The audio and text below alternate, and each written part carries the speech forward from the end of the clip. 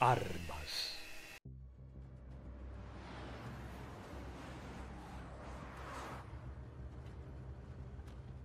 Al desenterrar los artefactos de la guerra, encontramos instrumentos peculiares, tácticas excéntricas y armas poco convencionales que ponen de manifiesto la enorme complejidad del conflicto. Este viaje nos lleva a Vietnam, un escenario bélico que puso de manifiesto la innovación de la humanidad en tiempos de crisis. Adentrémonos en una selección de las 10 armas más extrañas empleadas durante la Guerra de Vietnam. Número 1. M50 Antos. Distinguido como uno de los vehículos blindados más singulares y peculiares de su época, el M50 Antos, conocido cariñosamente como la Cosa, se erige como un icono de la innovación militar estadounidense durante la Guerra de Vietnam. A pesar de su aspecto y diseño aparentemente extraños, el Antos se convirtió en un arma poderosa y temida en la lucha contra el Viet Cong. Construido por la Allis-Chalmers Corporation y puesto en servicio en 1955, el Antos tenía un tamaño bastante modesto para un tanque. Y su armamento principal eran nada menos que 6 fusiles sin retroceso M40 de 106 milímetros. Estos fusiles estaban montados en una torreta desplazable a 360 grados, lo que proporcionaba un amplio campo de tiro. Su capacidad para descargar los 6 cañones casi simultáneamente era un espectáculo desgarrador en el campo de batalla, infligiendo graves daños a las fortificaciones y blindados enemigos. Un aspecto inusual del Antos era su método de recarga.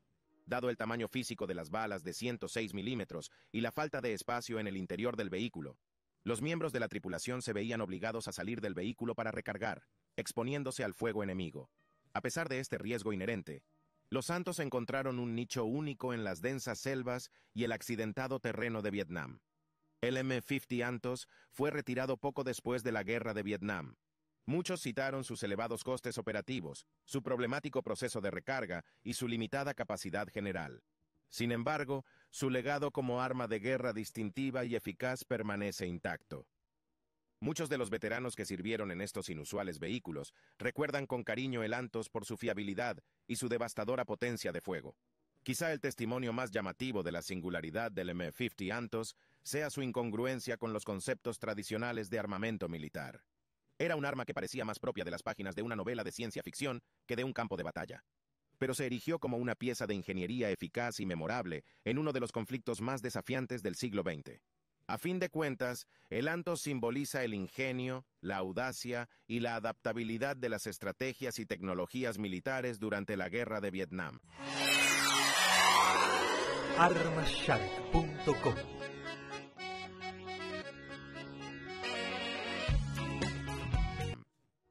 El término ratas de túnel puede parecer un apodo sacado de un cómic o de un cuento infantil de fantasía, pero en el contexto de la Guerra de Vietnam, representa una de las funciones más atrevidas y peligrosas que podía desempeñar un soldado. Las ratas de túnel eran un selecto grupo de soldados encargados de descender a la intrincada red de túneles del Viet Cong, buscar tropas enemigas, desactivar trampas explosivas y recopilar información. El armamento utilizado por estos valientes hombres, a menudo pequeño, ligero y especialmente adecuado para sus tareas, se cuenta entre las armas más extrañas de la guerra. La típica rata de túnel era un voluntario de las unidades de infantería. Su baja estatura era casi un requisito debido a la estrechez de los túneles.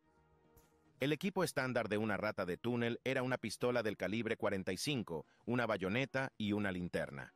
La pistola de calibre 45, normalmente la Mount 1000 911A1, se elegía por su tamaño compacto y su potencia de parada. En la estrechez de los túneles, un arma potente y fiable era una herramienta esencial. El equipo de una rata de túnel también solía incluir explosivos, normalmente en forma de cargas de demolición MON 112-4, para destruir secciones de túneles. Sin embargo, el uso de estos explosivos era un riesgo calculado. Las ondas de choque de las explosiones podían provocar el derrumbamiento de los túneles, atrapando a los soldados bajo tierra. Lo que diferencia a las ratas de los túneles y sus armas es la naturaleza claustrofóbica y peligrosa de su trabajo. Sus armas no eran extrañas en diseño o función, pero su uso en circunstancias tan extremas era muy inusual. Descender a un sistema de túneles oscuro y estrecho armado con poco más que una pistola, un cuchillo y una linterna requiere un tipo especial de valentía. Las armas de la rata de túnel se alejaban mucho del armamento tradicional de guerra. Eran pequeñas, discretas y, en comparación con un caza o un tanque, relativamente sencillas. Sin embargo, se adaptaban perfectamente al aterrador y peligroso trabajo que realizaban estos soldados. La sencillez de las armas contradecía el peligro y la dificultad de las tareas para las que se utilizaban, convirtiéndolas en algunas de las herramientas más distintivas de la guerra de Vietnam. En manos de estos hombres, la pistola del calibre 45, la bayoneta y la linterna se convirtieron no solo en herramientas de supervivencia, sino símbolos de la guerra no convencional que caracterizó el conflicto de Vietnam. Las ratas de los túneles y su singular conjunto de armas ponen de relieve que la extrañeza de un arma no siempre tiene que ver con su diseño o su tecnología, pero a menudo sobre las circunstancias extraordinarias en las que se utiliza. Armashark.com.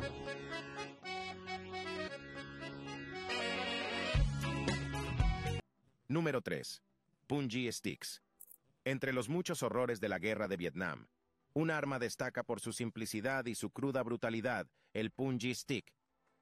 Concebidos a partir de la necesidad y el ingenio, estos afilados pinchos de bambú, a menudo camuflados y colocados en fosas o trincheras ocultas, eran un escalofriante testimonio de las tácticas de guerra de guerrillas del Viet Cong. En esencia, un palo punji era un trozo de bambú afilado, endurecido por el fuego, y a menudo untado con veneno o desechos humanos para causar infección.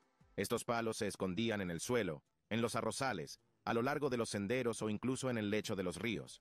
Eran aparentemente sencillos, pero su eficacia era indiscutible. La estrategia del Viet Cong no consistía simplemente en infligir daños físicos, aunque las estacas podían ciertamente causar heridas graves.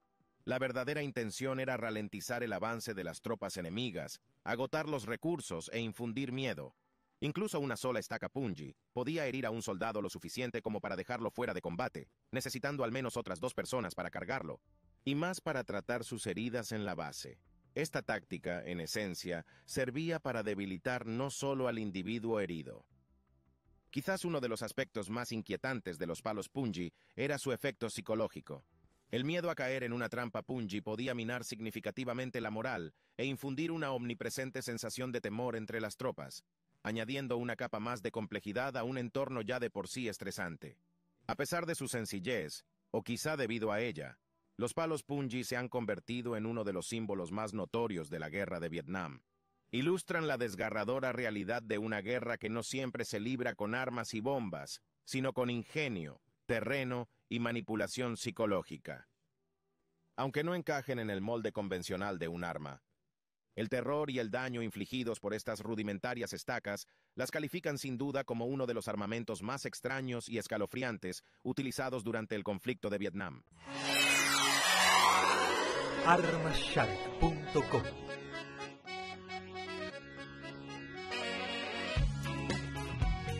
El escenario de la guerra de Vietnam fue escenario de muchas armas poco convencionales y peculiares, una de las cuales fue el caltrop. Un caltrop es un artefacto metálico de 4 puntas diseñado de tal manera que independientemente de cómo se lance o se deje caer, una de sus púas siempre apunta hacia arriba. Sus raíces se remontan a la antigüedad, cuando era utilizado por los ejércitos romanos y medievales para interrumpir el movimiento de la caballería y la infantería. En la guerra de Vietnam, sin embargo, los caltrops encontraron una nueva vida en un contexto decididamente moderno. Durante la guerra de Vietnam, los caltrops fueron utilizados por ambos bandos con gran eficacia. Las fuerzas estadounidenses los emplearon para pinchar los neumáticos de camiones y bicicletas a lo largo de la ruta Ho Chi Minh, una ruta de suministro vital para las fuerzas norvietnamitas. Se lanzaban en grandes cantidades desde aviones, creando un obstáculo instantáneo y generalizado para el transporte enemigo. Su diseño era simple: un pincho hueco que se incrustaba en un neumático, provocando una fuga lenta en lugar de un pinchazo abrupto. Esto garantizaba que el vehículo pudiera recorrer cierta distancia antes de quedar inmovilizado, bloqueando así el camino para cualquier tráfico posterior. Los caltrops también se fabricaban deliberadamente con un metal fino y quebradizo para que se rompieran y fuera difícil extraerlos. Por otro lado, el Viet Cong usaba los caltrops como arma defensiva. Los fabricaban con materiales fáciles de conseguir, como clavos o chatarra, y los colocaban estratégicamente para ralentizar o herir a las fuerzas estadounidenses y survietnamitas. Sus caltrops eran a menudo más grandes y sólidos, pensados para herir a los soldados de a pie más que para pinchar neumáticos. Además, al igual que los punji sticks, los caltrops poseían un elemento psicológico. La amenaza de encontrarse con estos dolorosos artefactos podía ralentizar el avance y crear una sensación generalizada de malestar entre los soldados. Eran un recordatorio constante de los peligros invisibles y potencialmente mortales que acechaban en el terreno vietnamita. Así, en la guerra de Vietnam, el caltrop, un arma antigua, encontró una aplicación moderna. Su éxito demuestra la adaptabilidad de los diseños sencillos y la eficacia de la guerra psicológica. A pesar de quedar eclipsado por el armamento de más alta tecnología o más horripilante, el humilde caltrop fue, de hecho, una de las armas más extrañas y singulares del conflicto, erigiéndose como símbolo de la naturaleza poco convencional e ingeniosa de la guerra.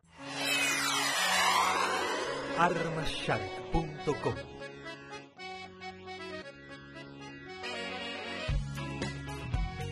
Número 5.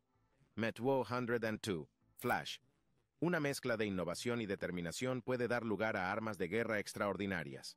La Metwo 102, Flame Assault Shoulder Weapon, Flash, es uno de esos ejemplos de la época de la guerra de Vietnam. Introducida en 1978, hacia el final del conflicto, esta peculiar arma fue diseñada para sustituir a los lanzallamas de la época de la Segunda Guerra Mundial, con un poder devastador en una forma comparativamente ligera y compacta. El Metwo 102 Flash es un lanzacohetes de 4 cañones que dispara cohetes incendiarios de 66 milímetros.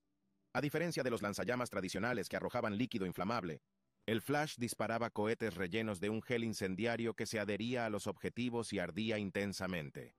Este gel, conocido como trietilaluminio, T, se enciende al exponerse al aire, creando una llama pegajosa e intensa que podía penetrar estructuras ligeras e incinerar a los objetivos en su interior.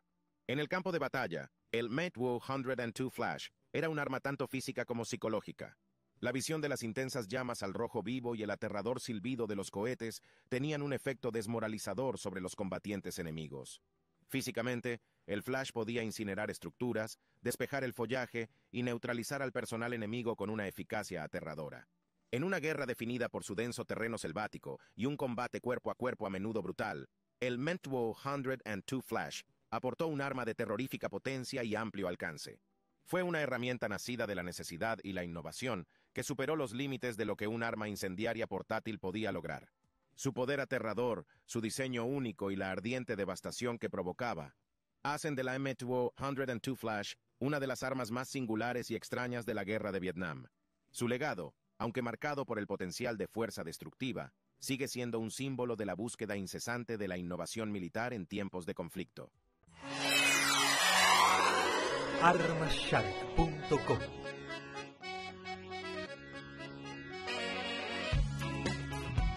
Número 6. MC-9. En el corazón de la caótica vorágine de armamento moderno de la guerra de Vietnam, se encuentra una herramienta que ha sido una compañera constante de los soldados a lo largo de la historia. El cuchillo. Más concretamente, en este contexto, el cuchillo MC-1. Desarrollado como herramienta de supervivencia polivalente para pilotos derribados, el cuchillo MC-1 representa una mezcla inusual de utilidad y letalidad. Aunque un cuchillo puede parecer algo corriente en el escenario de una guerra, el diseño y la finalidad únicos del MC-1 lo hacen destacar entre las extrañas armas de la guerra de Vietnam. El cuchillo MC-1, o más formalmente el cuchillo bolsillo paracaídas MC-1, se entregó a los pilotos de las Fuerzas Aéreas de EE.U desde 1950 hasta 1970, cubriendo el periodo de la guerra de Vietnam. A primera vista, parece una navaja plegable bastante típica, pero una inspección más detenida revela su diseño de doble uso. La MC-1 tiene 2 hojas, una tradicional y otra de gancho, alojadas en un mango naranja o verde oliva. La hoja tradicional, de 2,75 pulgadas de mango, estaba ahí para uso general, cortar líneas, telas, o incluso en situaciones desesperadas de combate cuerpo a cuerpo. Sin embargo, es la otra hoja la que otorga al MC-1 su lugar único entre las armas peculiares de la guerra de Vietnam, una hoja de gancho o mortaja. Esta hoja se diseñó específicamente para cortar el cordón del paracaídas y las correas del arnés, permitiendo a un piloto derribado liberarse rápidamente de su paracaídas. Lo que realmente distingue a la MC-1 es su diseño automático, o switchblade. Con solo pulsar un botón, se desplegaba la hoja deseada, lista para su uso. Esta característica era crucial para los pilotos que podían encontrarse en situaciones urgentes y de riesgo vital en las que cada segundo era importante, y tener que andar a tientas con una navaja plegable tradicional costaría un tiempo valioso. A pesar de haber sido eclipsado por el armamento más destructivo utilizado durante la guerra de Vietnam, el cuchillo MC-1 ocupa un lugar especial como herramienta indispensable para la supervivencia. Su diseño único y las extraordinarias circunstancias en las que se empleó lo convierten en una de las armas más extrañas e intrigantes de la época de la Guerra de Vietnam. El cuchillo MC-1 es un testimonio del ingenio humano, un duro recordatorio de las terribles condiciones a las que se enfrentaban los pilotos derribados, y un símbolo perdurable de supervivencia contra viento y marea. Armashark.com.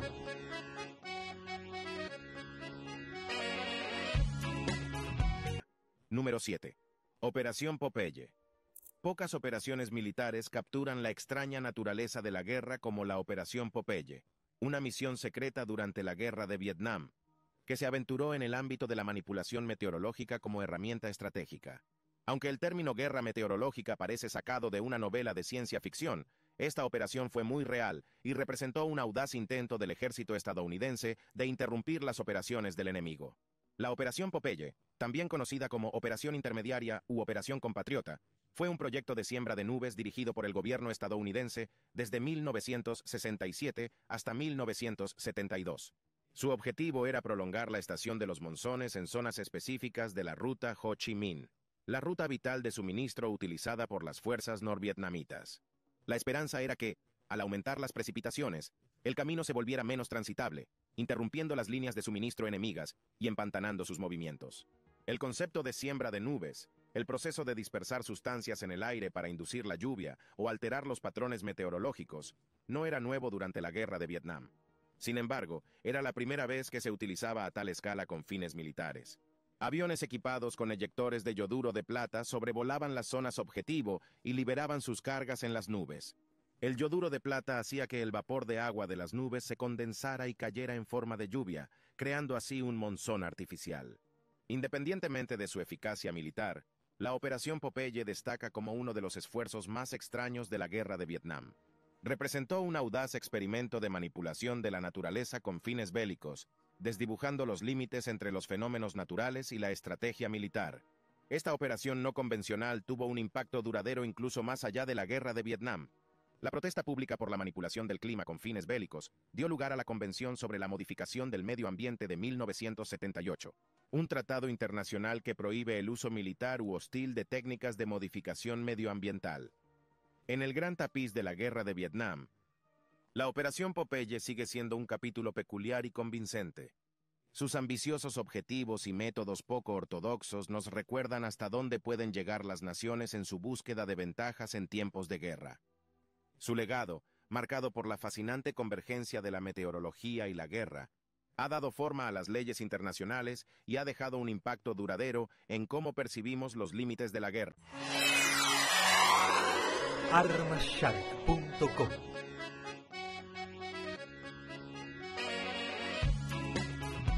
Una de esas estrategias fue empleada por Estados Unidos durante la Guerra de Vietnam, una operación encubierta tan audaz e imaginativa que parece más propia de un thriller de espionaje que de una campaña militar histórica. Se trataba del Proyecto Hijo Mayor, una operación de guerra psicológica que pretendía sembrar el miedo y la desconfianza entre las filas enemigas con astutos engaños y sabotajes. La idea central del Proyecto Hijo Mayor, también conocido como Operación Verde Italia o el infame vertedero de munición, era tan simple como diabólica. Las fuerzas estadounidenses manipularían la munición utilizada por el Vietcong y el ejército de Vietnam del Norte, manipulándola para que explotara al ser disparada y causara lesiones o la muerte al usuario. Sin embargo, esto no se hizo a gran escala. En cambio, solo una pequeña fracción de la munición fue manipulada, luego cuidadosamente resellada y devuelta a los depósitos de munición enemigos. La intención detrás de esto no era causar bajas generalizadas, sino crear un clima de miedo e incertidumbre entre las fuerzas enemigas. Si un soldado no podía confiar en que su arma funcionara correctamente, su confianza y moral se verían inevitablemente afectadas, perturbando la cohesión de la unidad y la eficacia en combate. La Operación Hijo Mayor fue meticulosamente planeada y ejecutada. Se encargó la operación a equipos de fuerzas especiales, incluido el Grupo de Estudios y Observaciones, SOG. Los objetivos principales eran la munición para el fusil AK-47 y la ametralladora pesada de 12,7 mm. Los cartuchos se extraían de su embalaje original. Se les quitaba la carga de pólvora y se les introducía una carga de alto poder explosivo que detonaría al disparar el arma. Una vez manipulados, los cartuchos se volvían a empaquetar cuidadosamente en su embalaje original, con todas sus marcas, para evitar levantar sospechas. A continuación, se colocaban de nuevo en los depósitos de munición enemigos mediante inserciones encubiertas. Además, durante las operaciones se dejaba munición trampa para que el enemigo la recuperara. Aunque el daño físico infligido por el proyecto Hijo Mayor fue limitado, su impacto psicológico fue sustancial. Las fuerzas enemigas se vieron obligadas a considerar la posibilidad de que sus armas pudieran explotar en cualquier momento, lo que supuso una importante carga para su moral. El proyecto Hijo Mayor representa una de las campañas de guerra psicológica más inusuales de la Guerra de Vietnam. Se trataba de una estrategia basada no en una potencia de fuego superior, sino en el astuto engaño, el sabotaje y el poder del miedo. En la cruda y a menudo brutal realidad de la Guerra de Vietnam, esta operación destaca como testimonio de hasta dónde pueden llegar las naciones en su búsqueda de la victoria. Sigue siendo un capítulo único en los anales de la historia militar. Una fusión surrealista de sabotaje y guerra psicológica que realmente la califica como una de las operaciones más extrañas de la Guerra de Vietnam. Armashark.com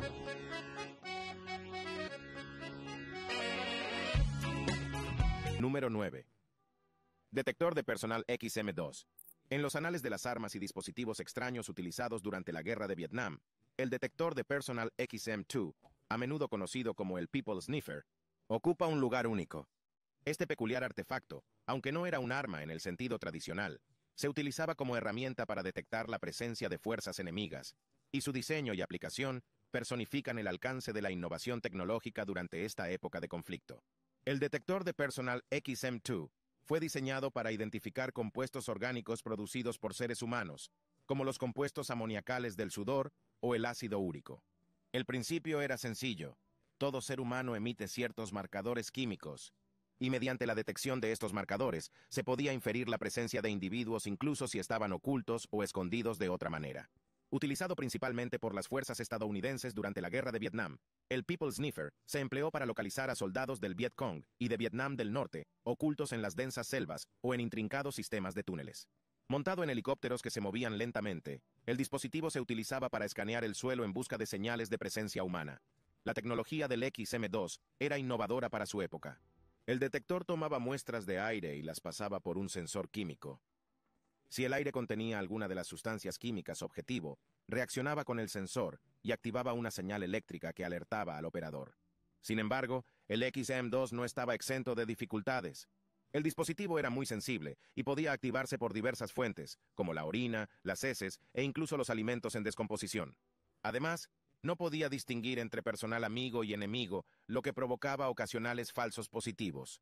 El detector de personal XM2 es un testimonio del espíritu innovador espoleado por las exigencias de la guerra. En un conflicto marcado por enemigos ocultos y guerra no convencional, la necesidad de detectar lo indetectable impulsó el desarrollo de herramientas únicas como el detector de personal.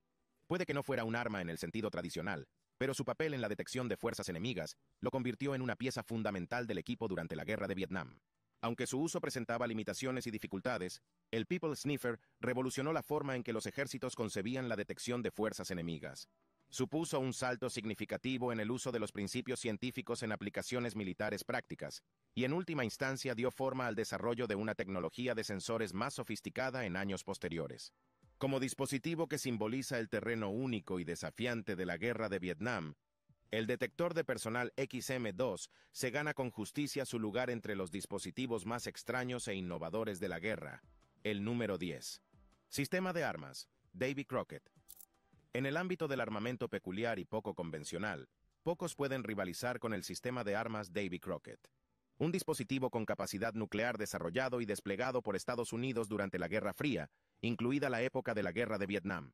El Davy Crockett, que debe su nombre al legendario hombre de frontera, era un arma nuclear pequeña y portátil que personificaba la escalada extrema de la tecnología militar durante aquella época. El sistema de armas Davy Crockett era esencialmente un rifle sin retroceso que disparaba el proyectil nuclear Me-388. El arma estaba diseñada para ser utilizada a corta distancia contra tropas o blindados enemigos. Su alcance variaba de varios cientos de metros a unos pocos kilómetros, dependiendo de la configuración y la ojiva específica.